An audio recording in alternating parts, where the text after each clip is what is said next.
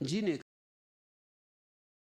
का, लेकिन आनंदित, क्योंकि जो होना था वह हो गया। अब उन्हें दोबारा ना आना पड़ेगा। वे जान कर गए, पहचान कर गए, आनंदित गए। अब उनका कोई पुनरागमन नहीं है, और आवागमन से छूट जाना ही इस जीवन की शिक्षा है।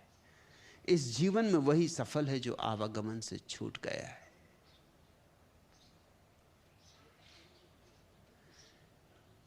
वे अकेले नहीं गए, अब परमात्मा उनके साथ है। मौत उनके लिए मौत नहीं बनी, परमात्मा का द्वार बनी। मौत उनके लिए समाधि बनी।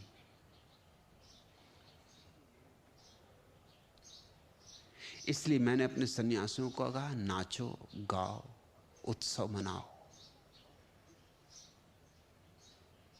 और इस संकल्प से भरो कि तुम भी जाने के पहले जाग कर ही जाओगे, सोए सोए नहीं।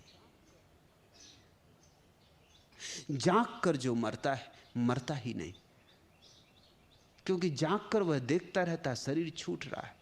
उन्होंने मुझसे यही कहा। पहली दफा उन्होंने मुझे बुलाया सिर्फ ये कहने कि क्या हुआ है, क्योंकि जो हुआ था वो इतना अपरिचित था, अनजाना था। क्या हुआ है? आज सुबह उन्होंने कहा, इतनी दूर चला गया मैं शरीर से कि मुझे लगा कि शरीर तो है ही नहीं, मैं कहीं और शरीर इतने दूर छूट गया है कि मुझे उसका पता भी नहीं चलता। और दर्द था शरीर में, बहुत जगह तकलीफ थी, इसलिए शरीर का पता ना चले बहुत मुश्किल बात थी। मगर ये साक्षी भाव के जन्म में स्वाभाविक है। ऐसे विदा होना कि जागे हुए जाओ। मृत्यु छीने शरीर, उसके पहले तुम्हारा जागरण इतना सघन हो कि तुम खुद ही शरीर से दूर हो जाओ। उन्होंने मुझे 2 बजे खबर भेजी कि मैं आ जाऊं। शायद ये मेरा आखिरी दिन है।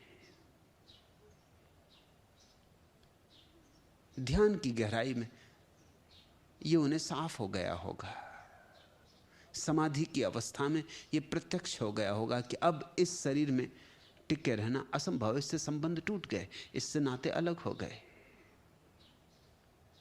और 3 बजे फिर मुझे खबर भेजी कि नाहक आने का कष्ट मत उठाना, कोई आने की जरूरत नहीं। इससे मैं और भी खुश हुआ। तुम हैरान होगे क्यों? क्योंकि मेरे प्रति उनका जो आखिरी लगाव था वो भी छूट गया। उतनी सी बाधा अटकन बन सकती थी।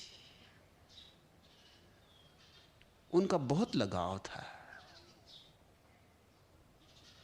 लगाव उनका ऐसा था जिसको तौला नहीं जा सकता। क्योंकि कभी ऐसा हुआ है कि कोई पिता अपने बेटे का शिष्य हुआ हो। लगाव उनका ऐसा था, ऐसा परिपूर्ण था।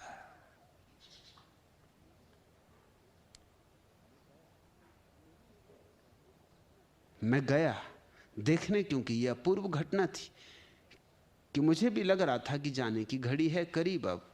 और अब उनका खबर आना कि आने की कोई जरूरत नहीं, नाहक कष्ट मत करना, मैं बिल्कुल ठीक हूं। सिर्फ इस बात की सूचना थी कि वो जो आखिरी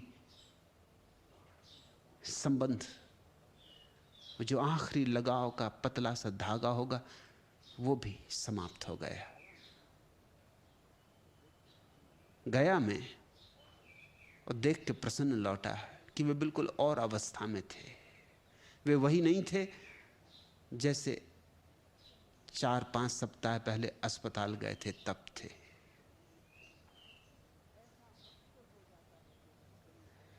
ऐसा अक्सर हो जाता है कि अगर शरीर बहुत कमजोर हो तो समाधि की घटना को झेल नहीं पाता।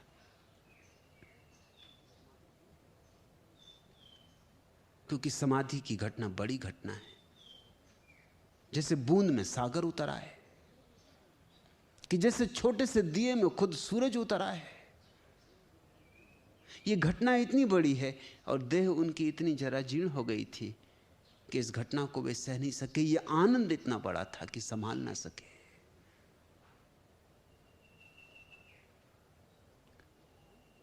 स्वभाव बहुत चिंतित है कि कहीं हमसे कोई भूल तो नहीं हो गई। स्वभाव ने ठीक उनके विदा होने के थोड़े ही क्षण पहले उन्हें कुछ पीने को दिया होगा। अब उसका प्राण जल रहा है कि कहीं मैंने जो पीने को उन्हें दिया उसमें तो कुछ भूल नहीं हो गई। देना था, नहीं देना था। नहीं स्वभाव, चिंता नहीं लेना। तुम्हारे पीने पिलाने, कुछ देने लेने से कुछ फर्क नहीं पड़ने वाला था। वो जो सुबह घटना घटी थी इतनी बड़ी थी, इतनी जीर्ण जर्जन देह में वह नहीं संभाली जा सकती। उससे तो पिंजड़ा छोटा पड़ गया, पक्षी बड़ा हो गया। पक्षी को उड़ना ही होगा, पिंजड़े को छोड़ना ही होगा। अंडा एक दिन टूट जाता है जब पक्षी बड़ा हो जाता है। जब मां के गर्भ में बच्चा परिपक्व हो जाता है तो गर्भ से बाहर हो जाता है। यह मृत्यु नहीं, यह महाजीवन का प्रारंभ था। इसलिए स्वभाव, मन में कोई पीड़ा न लेना। किसी भूल चूक के कारण जरा भी कुछ नहीं हुआ है। पाती आई मोरे पीतम की, साईं तुरत बुलाए हो। एक अंधियारी कोठरी, दूजे दिया न बाती।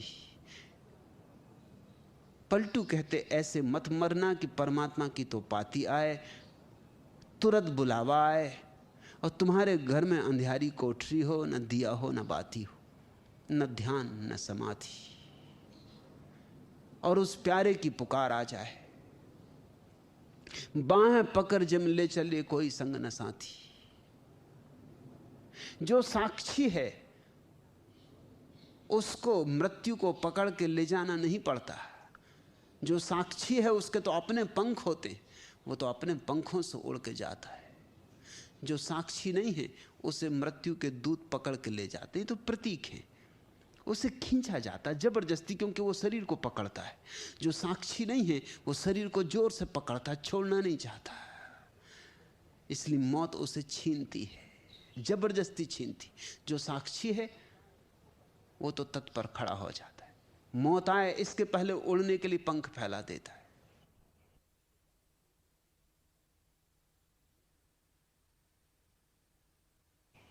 लेकिन ध्यान रखना, ऐसा ना हो कि तुम्हें कहना पड़े एक अंधियारी कोठरी, दूजे दिया न बाती। सावन की अंधियारियां भादों निजराती। भादों की रात, सावन की अंधियारी, चौमुख पवन झकोरिए, धर के मोरी छाती।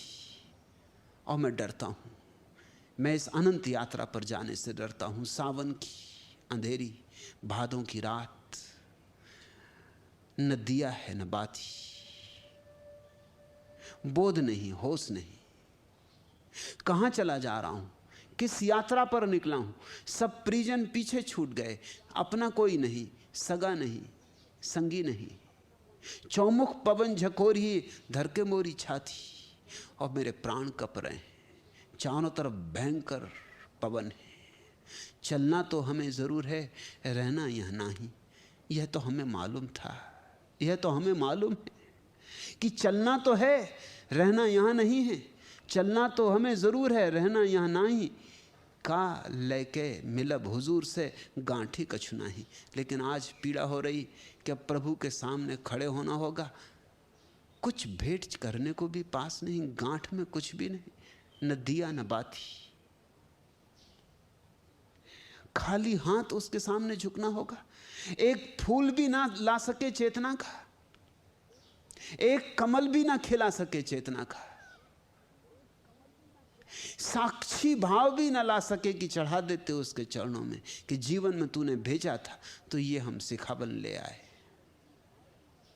कहां लेके मिलब हजूर से, गांठी कछु नहीं। पलटू दास जग आई के, ननन भरी रोया।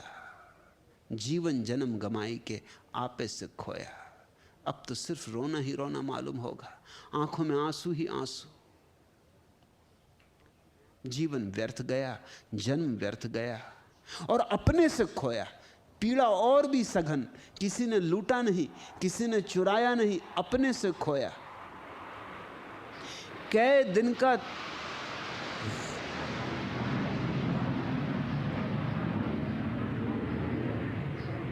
दिन का तोरा जीना रे नर चेत गमार। पागलो ना समझो जागो, कितने दिन का जीना है। कांची माटी के घेला हो, फूटत नाही देर। कच्ची मिट्टी के घड़े हो, फूटते देर ना लगेगी। पक्के भी नहीं हो, पकता तो वही है जिसके भीतर समाधि की अग्नि पैदा होती। कांची माटी के घेला हो, फूटत नाही देर। जरा सा पानी पड़ेगा और बह जाओगे, टुकड़े टुकड़े हो जाओगे। पानी बीच बतासा हो, लागे गलत न देर। पानी में बतासा डाल दो, क्षण भर लगता है ये रहा, ये रहा, ये गया। आने और जाने में देर नहीं लगती। धुआं के धौरहर हो, बारू के भीत। जिससे धुएं का शुभ्र बादल, या जैसे रेत की बनाई गई दीवार। पवन लगे झर जइयो, तरण ऊपर शीत। और जैसे सुबह घास की पत्तियों पर जमी हुई ओस की बूंद, जरा सा पवन का झोंका आएगा और झर जाओगे। प्यारे प्रतीक, सीधे साफ प्रतीक। जस कागज के कलई हो, पाका फलदार। जिससे कागज पे कलई कर दी हो और लगे कि सोना है या चांदी है, मगर कागज कागज है। या जैसे कोई कागज की नाव में बैठकर और सागर पार करने चले।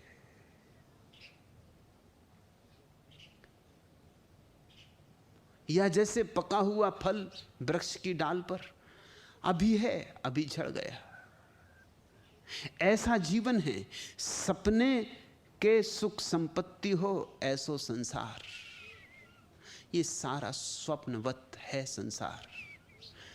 नाते रिश्ते, सुख समृद्धि, यश प्रतिष्ठा, सत्कार सम्मान, सब सपना है। मौत आती सब टूट जाता है। सपने की परिभाषा समझ लेना, और सत्य की भी। ज्ञानियों ने सपना उसे कहा है जो अभी है और अभी ना हो, जो क्षण भर हो वह सपना है। और सत्य उसे कहा है जो शाश्वत, जो अभी है, पहले भी था, पीछे भी होगा। जो तुम्हारे जन्म के पहले भी था और तुम्हारी मौत के बाद भी होगा, उसे पहचान लो तो तुम्हारा सत्य से संबंध जुड़ा। और जो जन्म में हुआ और मृत्यु में खो जाएगा, बस तुमने बतासे से पहचान की। तुमने फिर कागज की नाव बनाई। फिर तुमने ये भरोसा कर लिया कि सुबह की रोशनी में, सूरज की किरणों में चमकती हुई ओस की बूंद सदा रहने वाली। और फिर जरा सा हवा का झोंका आया कि एक तितली उड़ गई, कि हिल गई पत्ती और ओस की बूंद सरक गई।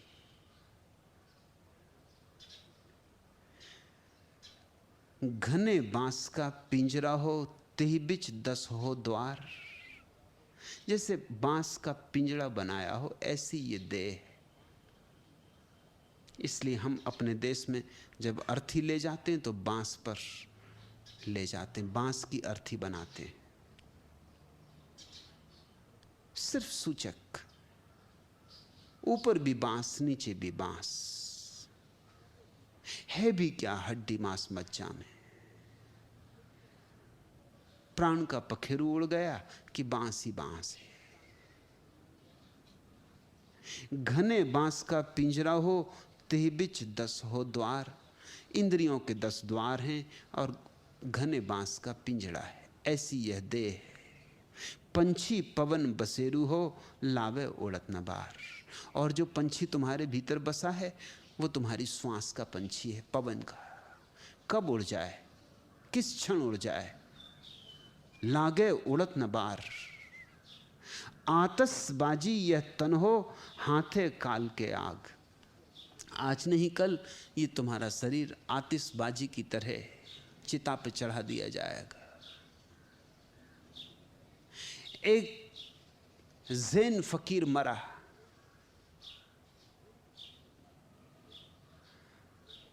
मरने के पहले उसने अपने शिष्यों से कहा, एक काम करो, एक वायदा करो, जब मैं मर जाऊं तो मेरे कपड़े मत उतारना, मैं जैसा मरूं वैसे ही मुझे चिता पे चढ़ा देना। नियम था परंपरागत कि कपड़े उतारे जाएं, स्नान कराया जाए। उड़ना तो पड़ेगा ही, ये देह तो दाग दी जाएगी। उड़ने के पहले क्यों नहीं उड़ते? उड़ने के पहले क्यों नहीं पंख फैलाते? उड़ने के पहले क्यों पहचान नहीं करते पंछी की? क्यों इस पिंजड़े से अपने को एक मानकर बैठे हो? तोड़ो यह तादाद, छोड़ो ये नाता। देह में रहो मगर जानो कि देह नहीं हो, मन में रहो मगर पहचानो कि मन नहीं हो। जिस दिन तुम जान लोगे ना मैं देह हूं ना मन, उसी दिन तुम जान लोगे कि कौन हो। अभी तो तुमसे कोई पूछे कौन हो तो क्या कहोगे? नाम बता देते हो, राम, हरि। नाम तुम हो, नाम लेकर आए थे, अनाम आए थे, अनाम जाओगे। और कोई अगर ज्यादा जिद करे तो मुश्किल हो जाती। मुझे काम है सरल भाषा बोलना, सरल भाषा बोलना बहुत कठिन काम है। जैसे कोई पूछे ठीक ठीक बोलो, तुम्हारा क्या नाम है, और वह बिना डरे बोल जाए तो इनाम है। कोई पूछे तुमसे एकदम से पकड़ ले गर्दन के, ठीक ठीक बोलो तुम्हारा क्या नाम है, तुम कहे जा रहे हो कि मेरा ये नाम, मेरा वो नाम, और वो कहे ठीक ठीक बोलो तुम्हारा क्या नाम, और वह बिना डरे बोल जाए तो इनाम है। डर तो जाएगा, क्षण भर को झिझक तो जाएगा, क्योंकि नाम तो कोई भी तुम्हारा नहीं और पहचान तो तुम्हें है ही नहीं अपनी।